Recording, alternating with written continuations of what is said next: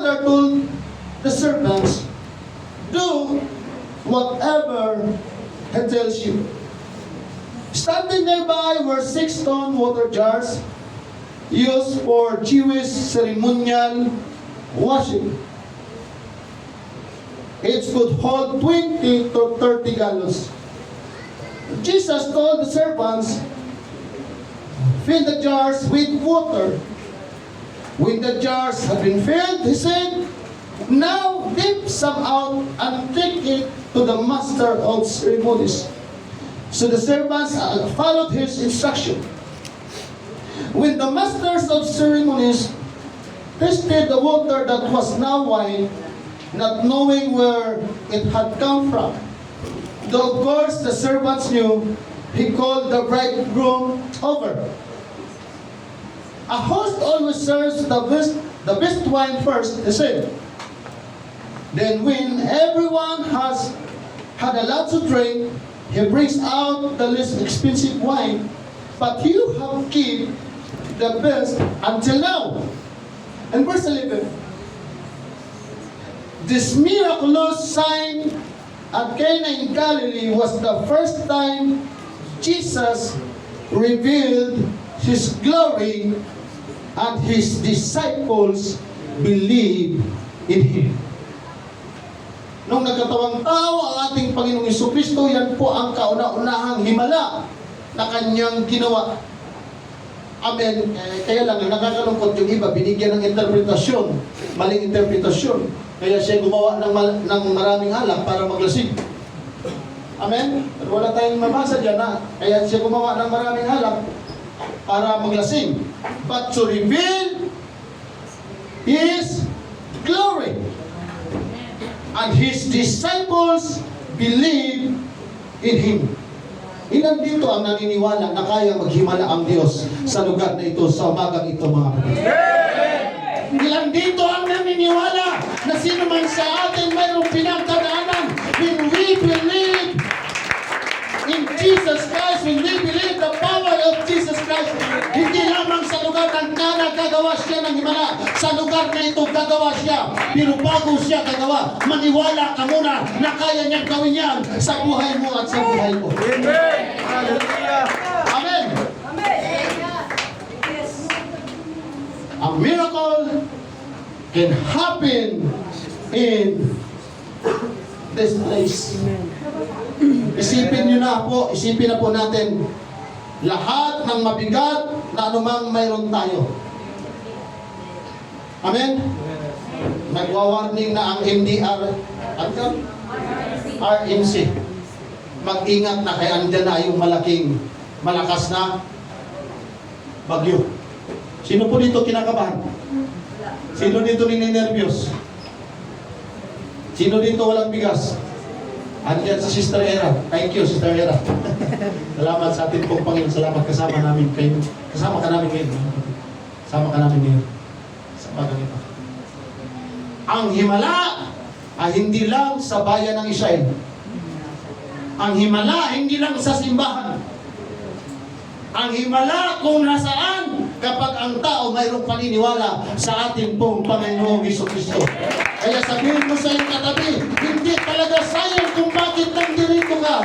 Dahil mayroong gagawin himala ang Diyos sa ating lahat. Dipindi sa ating pong pananampalataya. Let's pray for the anointing of the Word of God. Dakilang Diyos, napakabuti mo. Grabe ang iyong kapangyarihan, grabe ang iyong kadakilaan.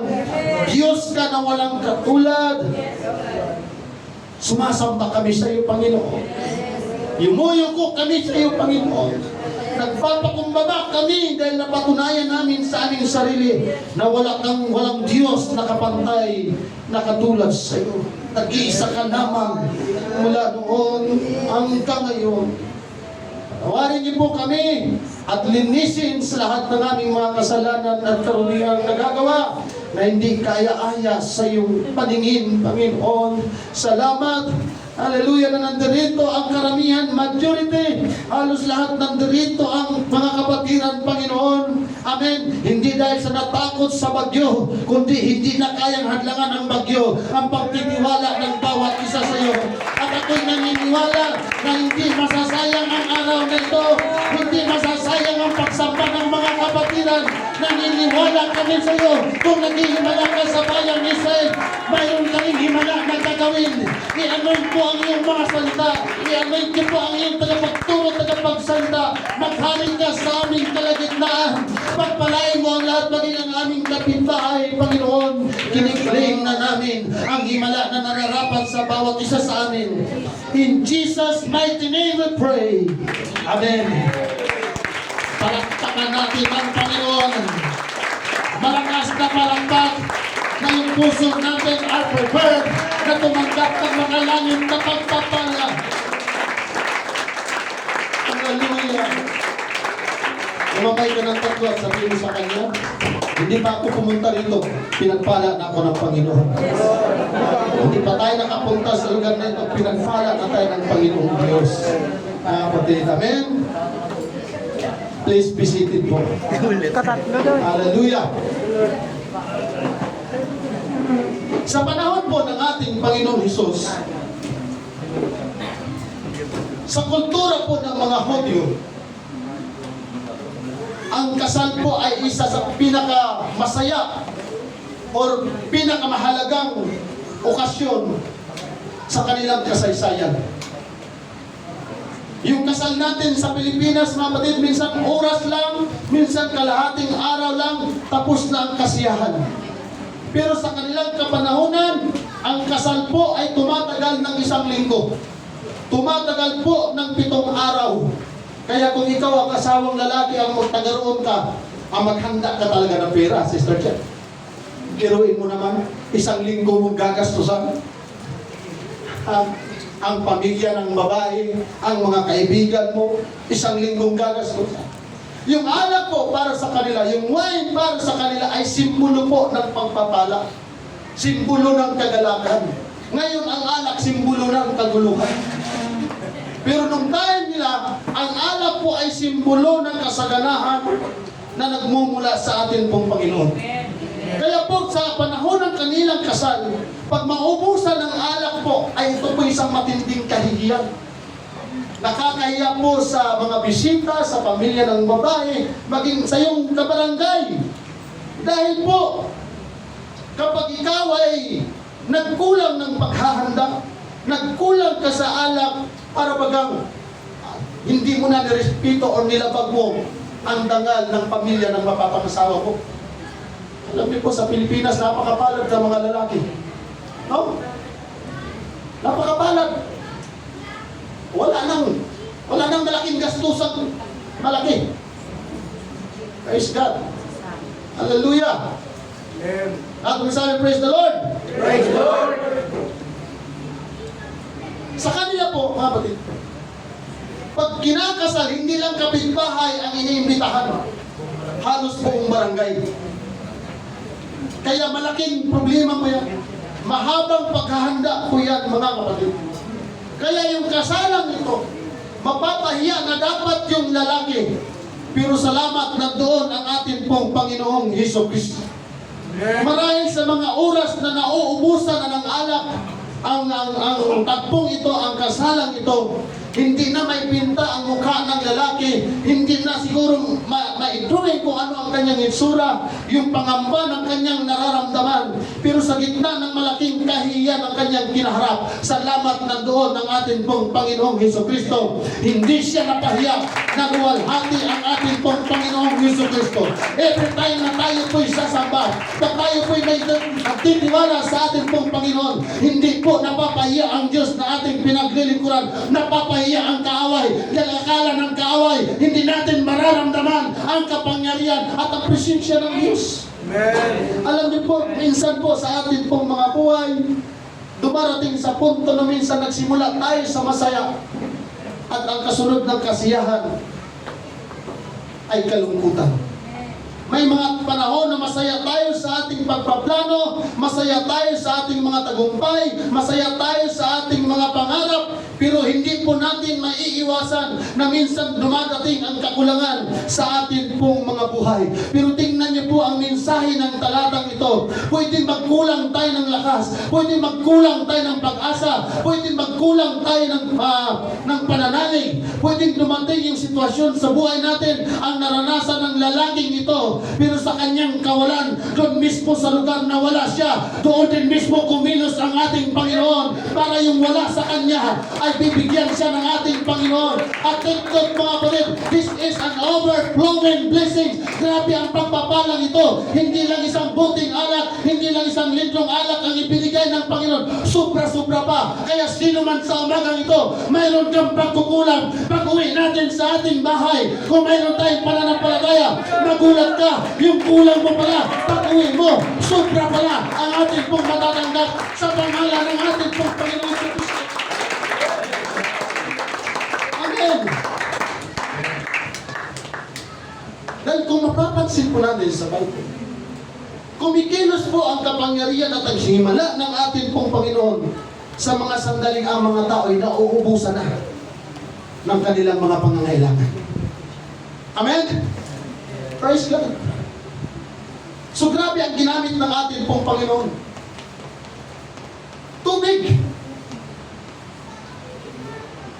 At yung mga banga na puno ng tubig ay naging alak na napakasarap na walang kasing sarap sa mga alak na naimbento ngayon. Thank you, Brother Carl. Alayin ka ng Panginoong Diyos. Hallelujah. Hello? Amen. Ang sabi ni Maria, ang nanay ng ating Panginoong Jesucristo sa laman, wala na silang alak. Hindi niya sinabing gumawa ka ng alak. Bantayan po natin ang eksena mga kapatid.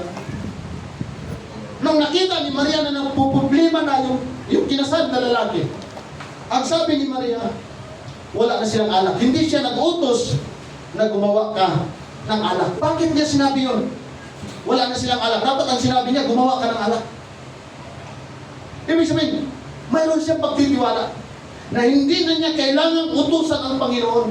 Although kahit hindi na niya sabihin sa ating Panginoon, alam na ng Panginoon na walang alak. Amen? Kaya sabi niya, huwag ka mag-alala, hindi na natin problema yan. Hindi pa kasi oras eh.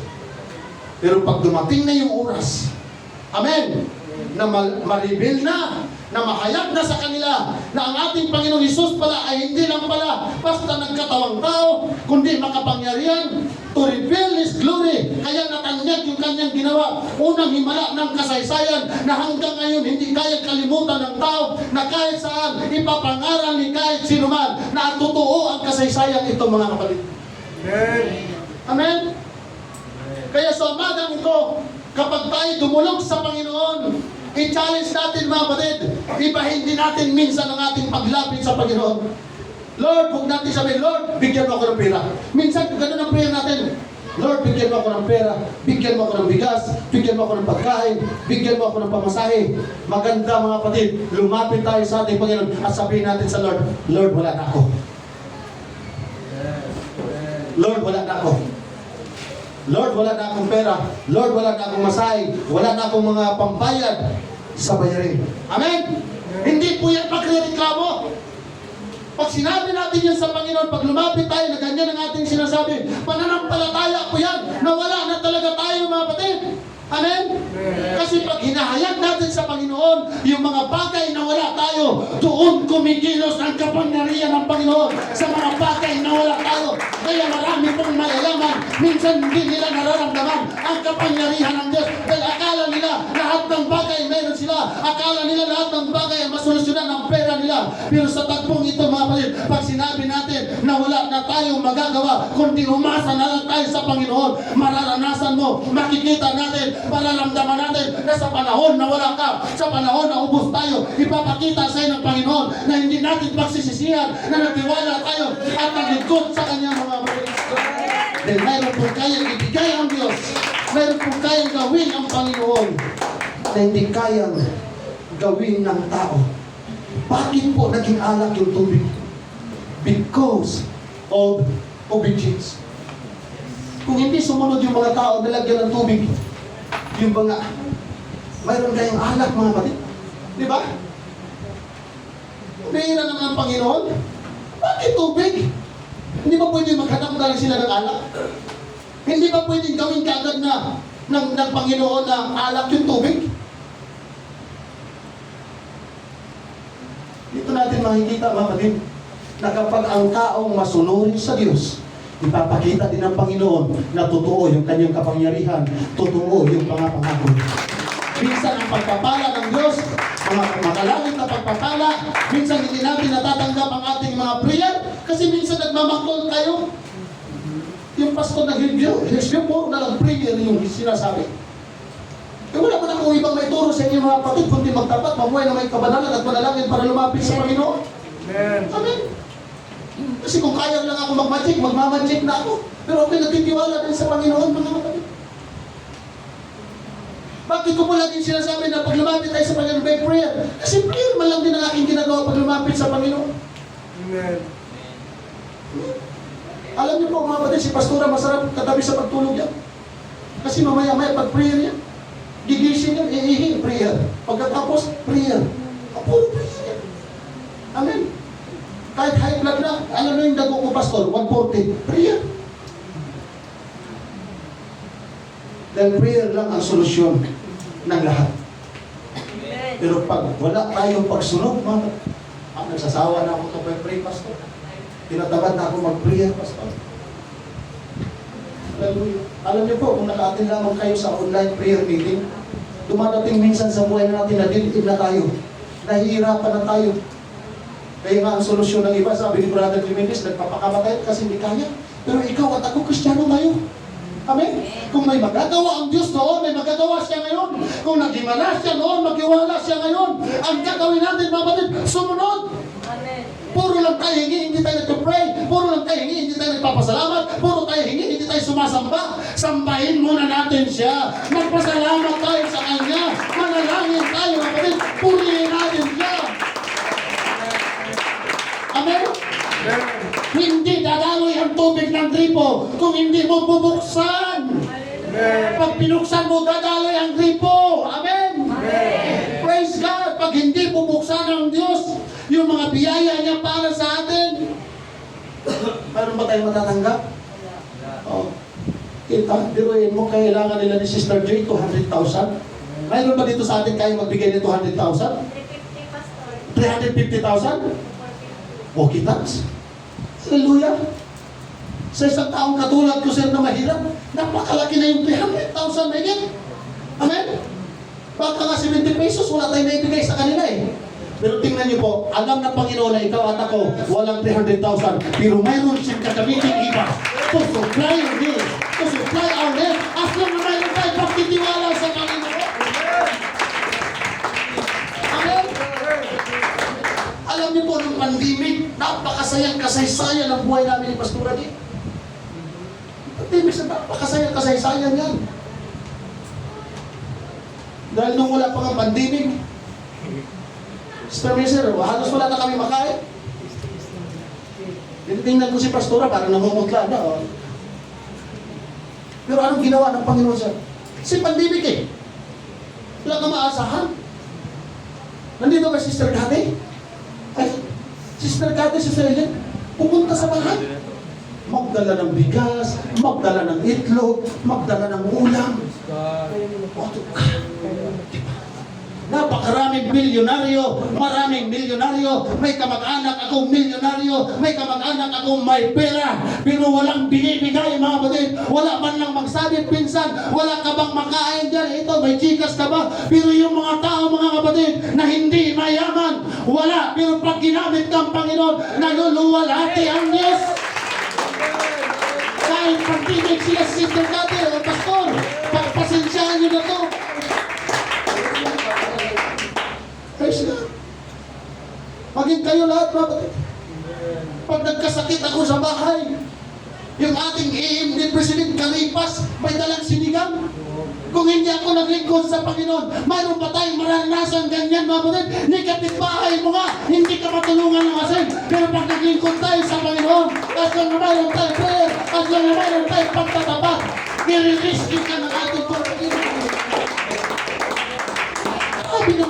ako, kung kailan pandemic, Pastor, di talaga kami makakarating ng church, di kami makapagsamba. Sige na. Wala problema. Di kami na lang ang sasamba sa mga karating. Kasi may mga checkpoints eh. May mga checkpoint yan. May kapipisa. Mayroon tayong mga kapatiran sa Amaya. Binabantayan lang pala yung checkpoints. Pag wala yung checkpoint, hindi sila nakakarating sa pananabahan. Pumupunta doon sa bahay. Pastor, ito yung tithes namin. Pastor, ito yung offerings. Pastor, ito yung bigas. Pastor, ito yung mansana. Sabi ko, Lord, grabe! Napakabuti mo, Panginoon!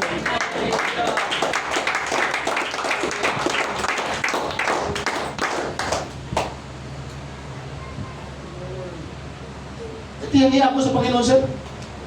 Yan nung nasa Bible school tayo, ayaw ko mag-tithes, ayaw ko mag-offering. Siyempre, sanay ako sa pananampalataya ko, piso, okay na eh. Ah, paglagay ko ng piso, tapos gaganyan lang ako. Na yan. Ah. Hanggang nangusap ang Panginoon, Junari, magpapastor ka, hindi pwedeng hindi ka magtatapat. At pag hindi ka magtatapat, huwag kang umasa na yung Diyos na yung pinaglilingkuran, tapat din sa'yo. At yun mga kapatid, lagi kong sinasabi kay Pastora J. Di baling wala tayong masaing, huwag lang tayong masira sa reporting. Hindi tayo nagpapalakihan ng report, ang hinahanap ng Diyos, yung atin pong pagtatapat. At yun din ginawa namin yung mga kapatid, doon din pinakita ng Panginoon kung gaano siya katapat sa amin. Walang pananambahan, minsan nagchichikpuin ang mga kapatiran, pero may nagagawang pamamaraan ng Diyos. Hindi ka kayang tiisin ng Panginoon na mamatay sa hirap, mamatay sa sakit, mamatay sa lungkot na wala siyang pagtulong. Pero yun sir, alas 11 ng gabi, pupunta sa bahay, magtala lang tayo sa offering ng pandemic. At grabe. Kaya pala sa panahon ni Elijah, nung hinahanting na siya ni Jezebel para patayin, nung gusto nang mamatay ni Elijah, nagugutom na siya, anong ginawa ng Panginoon? Pinadalhan siya ng uwak. Sabihin mo sa iyong katabi, yung uwak kayang gamitin ng Diyos. Amen. Pero huwag ka nang umasa na uwak ang papupuntahin sa'yo ng Panginoon. Dahil bakit tumakbo ka? Umasa ka na. Ngayon pa lang sa prayer mo, Lord, salamat, wala ako, pero mayroon kang kayang gamitin. Mayroon kang kayang utusan, Panginoon. Mayroon kang magagawa. Hallelujah, na yung ating mabigat na pangangailangan, may solusyon. Amen. First time, in-invite ako, Brother Chris, na mag-house dedication. Ito nga, tayo po kasi kay Sister Chat, hindi po talaga kami pinag-aaral ng pastor para bayaran. Kung bigyan kami, salamat. Kung wala, salamat. Eh, wala akong idea. First time ko yun na mag-house dedication. Hindi nag-pray ako, ano bang gagawin? Kasi alam ko lang kasi, nakakita ko Sister Chat, pag nabasa, wisik-wisik ka na, gano'n na. Yun lang eh. Sabi ko kay Pastora J, yung mga kapatiran natin, sama natin. Maghandog-awit tayo. Mag-ano tayo doon? Samba! House dedication song. Nag-pray ako sa Panginoon, Lord. Ano ba yung mensahe? Hindi galing sa akin, galing sa iyo. And then, yung time na yung Sister Chat, mayroon kami mga pangangailangan na bayaran. Mga nasa 2,000. 2,000 lang. 2,000. Praise God. Sabi ko, Lord, masaya ako. It is a privilege for me na magkaroon ng house dedication sa hindi UBC. Hindi UBC. Habang nagpapawid na sa mga sulidan, agad si Pastora dyan. Wala pa yata kayo ng brother Lord. Wala. Hindi ko lang alam kung sino dito mga kapatid na nakasama sa may tansa. Habang bago ako magpe-preach, nag-pray na ako sa Panginoon, Lord, napakayaman yung ang ganda ng bahay, napakayaman yung Lord, may bayaran kami na 2,000 yung bayaran. Praise God.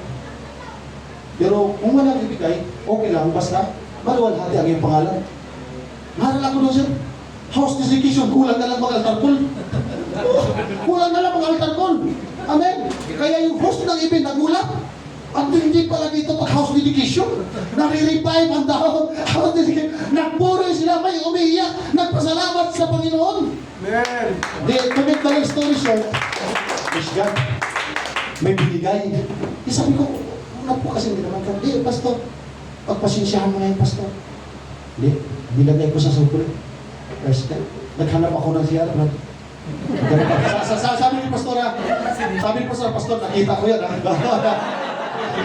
Hindi ko siya alam muna ako. Pagdating sa CR, Sister Chat, nung binilang ko, 20,000. Amen! Pag gumawa tayo sa Panginoon ng walang halong kapalit, papalitan ng Diyos na higit pa sa ating pangangailangan mo. Amen! Yung kasaysayan ng takpong ito, pwede bang gumawa ang ating Panginoon ng dalawang kasya na yan sa mga tao, pero napakaraming alak ang ginawa ng Panginoon. Kasi po pag ang Diyos ang nag-supply at tumugon sa ating mga hinihingi, hihigitan niya yung mga bagay na hinihingi natin sa Kanya. Yung mga bagay na akala natin sapat na, pagkakita ng Diyos na ito mga pag uwi namin sa bahay, grabe. Grabe ang iyak namin ni Pastor Jay. Kaya nagtanong-tanong na ako, mga kapatid, sino yung walang bigas? Siyo, yung pandemic eh. Para, share the blessings. Share the blessings. At doon ako nahihiya sa Panginoon na. Ang dami ko reklamo sa Panginoon, pero siya hindi nagre-reklamo pag tinutugon niya ang aking mga pangangailangan. Minsan puro tayo reklamo. Tayo, opo, praise the Lord, hallelujah, sasayaw, iiyak. Lagi na lang ganyan every Sunday. Nagsasawa na ba kayo mga kapatid? Yung ating way of worship? Huwag tayo magsawa. Dahil hindi nagsasawa ang Diyos na isupply ang ating pangangailangan. Yan. Grabe kasi sayang yan, mga kapatid. Pagkatapos ng prayer meeting dito sa church. Kaya po, buhay na patotoo. Alam kong mayroon kayong buhay na patotoo. Pero yan mga kapatid ay laging sariwa sa akin. At araw-araw ko yan pinapasalamatan sa Panginoon. Pagkatapos ng prayer meeting, sabi sa akin, Pastor, mayroong motor na ipag-pray. Sabi ko, sige, papasukin dito sa loob. Praise God. Grabe prayer ko dyan, sir. Lord, ingatan mo yung magdadrive dito. Lord, na hindi maubusan ng gasolina.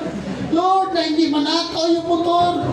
Lord, na lalo mo pa siya pagpapalain. Napakabalan ng may-ari ng motor na ito na brand new. Praise God. Matulo-tulo. Tanong niyo yung mga kapatid na kasaksi.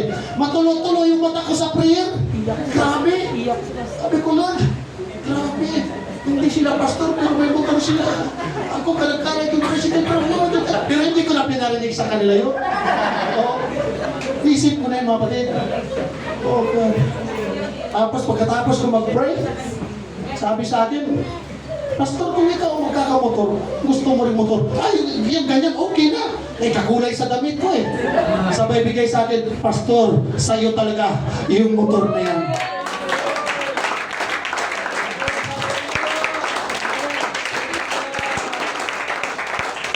Walang monthly, mga kapatid. Cash na binigay sa atin.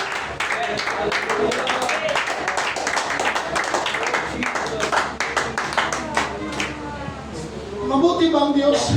Amen. Minsan pag nagbigay ng blessings ng Panginoon, one click. Amen. One click.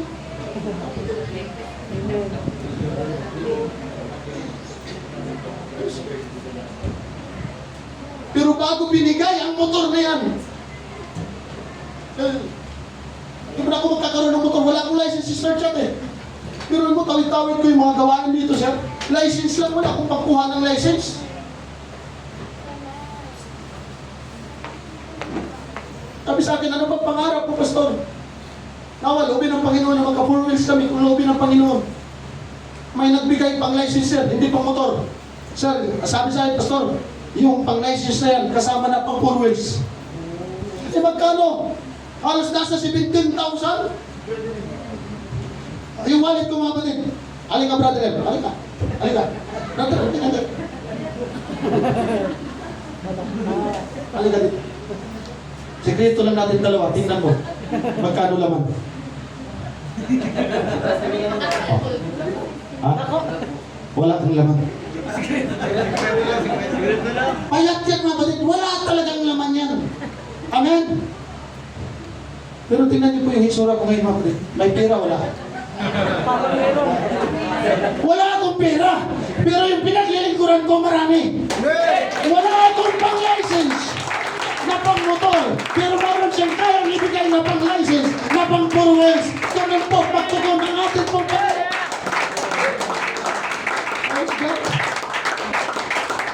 Mga tatay, mga kapatid, huwag po kayong maiyang magdala ng wallet ng pera na walang laman. Kasi pag tingin ng iyong mga asawa, pag wallet mo walang laman, safe ka. Amen? Praise God. Safe ka, mga kapatid. Hallelujah. Kaya sabi ng Philippians chapter 4, I can do all things through Christ who strengthens us. Tingnan po yung kulay ng motor at yung uniform ng damit. Mababasa niyo po yan dyan sa damit. Through Christ. I can do all things. We can do all things through Christ. Baliktarin natin. Pag ang Panginoon magsalita, ang Panginoong Jesucristo, I can do all things to supply our needs. Amen. Hallelujah. Kaya sabi ko kanina, kung mayroon kang pananampalataya na kayang supplyan ng Diyos ang pangangailangan mo, amen. I can do all things. Sabihin mo, Lord, kaya mong gawin ang lahat. You can do all things to supply my needs. Amen. Kaya pag nagpuri tayo sa Panginoon, pag sumamba tayo, pag pumalagpak tayo, amen, yung nalulungal hati ang tulong ng Diyos. Because God can do all things to supply our needs. Amen. Hallelujah. Kasi po ang himala ng Diyos, hindi minsan sa matindi tayong manalangin. Akala natin isang araw, uubusin natin mag-pray para maghimala ang Diyos. No, magtapat ka lang. Magtapat lang tayo mga kapatid. Dahil hindi po mahirap ang Diyos natin kung ganito. Hindi siya mahirap kausap. Yan. Pag maubos na yung sinupply nila ni Sister Cathy sa amin, kumusta ang kaldero natin dyan, Pastora? Huwag mo na kumustahin, Pastor. Minsan pa naman sa nalipatan namin sa Ciudad Nuevo, Sister Chat, yan yung nalipatan namin na wala ng malunggay. Malunggay. Magsusurvey pa ako sa malayo na. Oh. Dahil, siguro, marami namang mga pastor na dumaan sa hirap. Pero isa na rin talaga kami na sinupply sa amin ng Panginoon malunggay. Sabi ni Pastor, buti ka Pastor, nabubuhay ka sa malunggay. Saya po. Oh, basta mga Bisaya. Na, di na. Ngayon, dahil wala kaming masain, yung MDRMC, sige warning. Pero ang langit mga kapatid, nagwa-warning. Kung malakas man ang bagyo, dapat yung mga kapatiran sa UPC Hilsview, mas malakas pa sa bagyo ang ating pagbuburi dahil magugulat ka sa himala ng ating Panginoon. Maaari yung mga mahal natin sa buhay, ibang tao mawalan, pero ikaw at ako hindi ka pagkukulangin ng ating pong Panginoon. Praise God.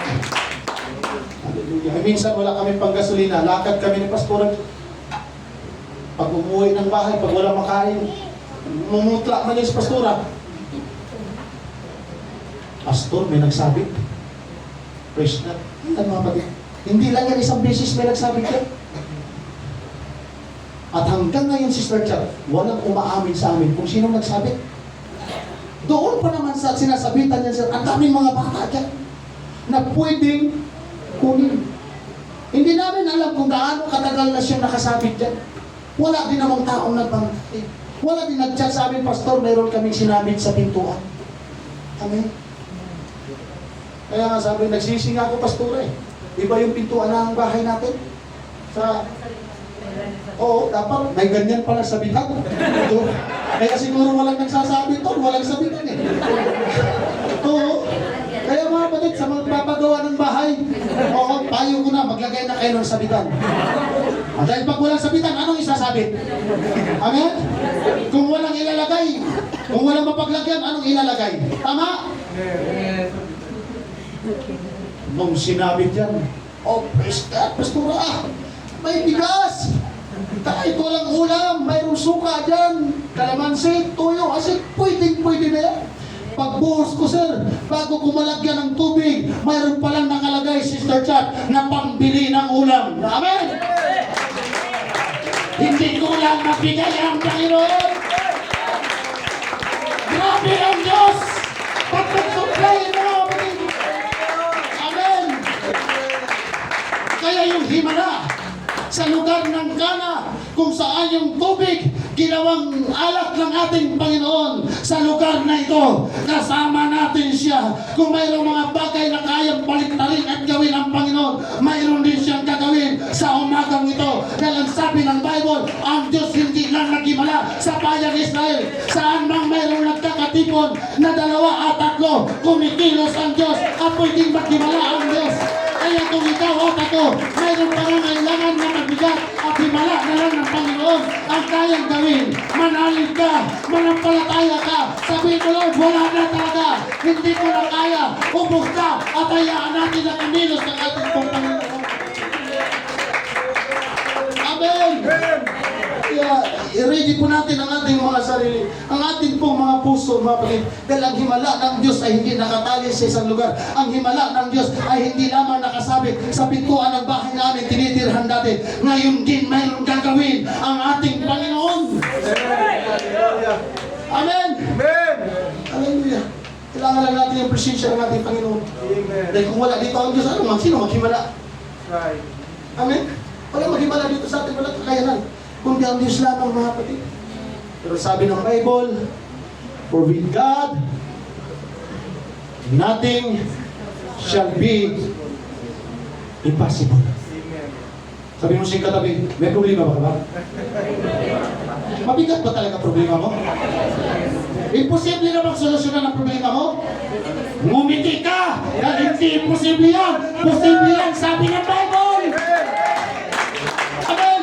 Kaya ini-encourage ko na po, sino yung nalulungkot? Huwag ka nang maglungkot, magkiting-ngiti ka na. I-ready natin ang ating puso sa pagkilos ng kapangyarihan ng ating pong Panginoon. Amen! Hallelujah! Kaya kung hindi pumunta ang Panginoong Hesus sa kasalan na yun, walang kasiyahan sa lugar na yun, mga kapatid. Amen. Ganon din sa lugar na ito na atin pong pinagtitipunan. Pag wala dito ang ating Diyos na pinaglilingkuran, hindi po tayo makakaranas ng totoong kasiyahan kung walang pagkilos ang Diyos. Pero kung may pananampalataya ka, Lord, kahit hindi mo isupply ang aking pangangailangan, pero mayroon akong pananampalataya na hindi mo ako pababayaan. Pag mayroon tayong pananampalataya na ganyan mo, mag-expect ka na. Amen! Huwag kang umasa na katabi mo lang ang pagpalain. Tayong lahat ay pagpalain. Hindi lamang na material things, kundi na spiritual blessing ng ating pagpalain. Amen! Dahil kung walang pananampalataya yung mga tao doon na yung tubig maging alak, kahit kailan hindi magkaalak doon, mga kapatid. Amen. Amen? Praise God. Kaya kung mayroon man tayo kapatiran dito na nalalapitan at nauutangan, lalo din po ipag-pray, mga kapatid. Kasi hindi na nga tayo nakakabayad kung hindi tayo mag-pray. Yung nalalapitan mo, pag-pray mo lalong pagpalain ng Panginoon. Kasi pag hindi mo na pinagpala, paano ba tayo makalapit dyan? Amen? Amen. Praise God. Kasi hindi naman kambing at manok ngayon ang gamitin ng Panginoon eh. Tao man eh. Amen. Tama? Yan ang ilang din na buhay. Tao din ang gamitin ng Panginoon. Eh kapag pinag-pray mo, Lord, ang dami ko talagang problema. Ilan na ba yung kapatiran sa LCU? Ilan kaya yung teacher? Ilan kaya yung engineer? Ilan yung may mga negosyo dyan? Tapos yung wala. Lord, yung mga walang trabaho, bigyan ng trabaho. Tapos itong mga nalalapitan ko, pagpalain mo pa, Panginoon. Para pag malayo pa lang ako nakangiti na, oh, hallelujah. Hindi na mag-isip, oh, andito na naman yung paglapit mo mga batid, nakangiti ka, na alam din yung lalapitan mo na maumutang ka. Pero dahil sa basta Kristiyano siya. Sabi kasi ng Bible, huwag kayong magdamot, magpautang kayo, huwag kayong maningil, huwag kayong magpatubo ng malaki. Gawin natin yan para maluwalhati ang Diyos natin pong pinaglilingkuran. Amen? Kaya sa lahat ng may mga negosyo, mag-pray kayo na lahat pagpalain para walang mangungutang din. Di ba? Kasi pag wala na tayong problema, mga kapatid, hindi pwedeng wala tayong problema eh.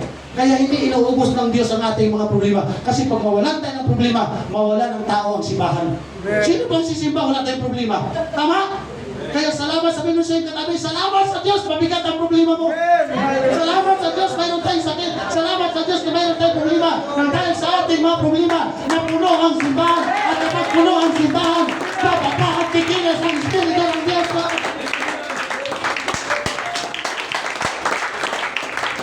Praise God. Maganda yan sir. Medyo may background. Amen. Mas di ba sa mga drama sa radyo? Pag video nakakaiyak na yung opisina. No? Pag pinaprogram, sir, tuloy na, sir. Glory. Kaya ka pinadala ng atin pong Panginoon. Amen. Para i-comfort tayo. Dahil nakita ng Diyos, marami tayo mga kapatiran dito na mayroong pinagdadaanan. Pero mayroong pag-comfort ang ating pong Panginoon na walang imposibleng bagay sa ating pong Panginoon. Glory to the name of Jesus. O diba si Sister Chuck? Hindi rin nabutasan yan mga kapatid ang bakat. Diba Sister Chuck? Mabuti ang Diyos. Mabuti ang Diyos mga kapatid. Hallelujah!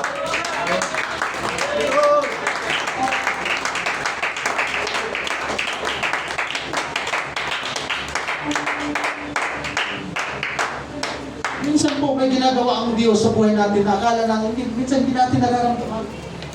Minsan hindi natin nauunawaan. Bagimang itong talata natin binasa kanina mga kapatid. Hirap unawain yan kahit kailan. Mula nung nangyari ang kasaysayan na yan, hanggang ngayon wala pang tubig na naging anak. Tanging Panginoon lamang po ang nakagawa ng ganyan. At naiyak ako sa testimony ni Sister Eva. Salamat doon sa nag-drawing.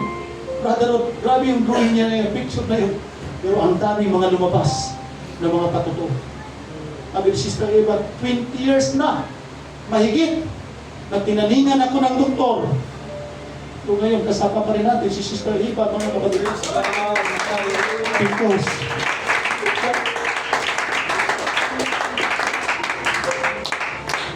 sabi ng Bible, ang Panginoon,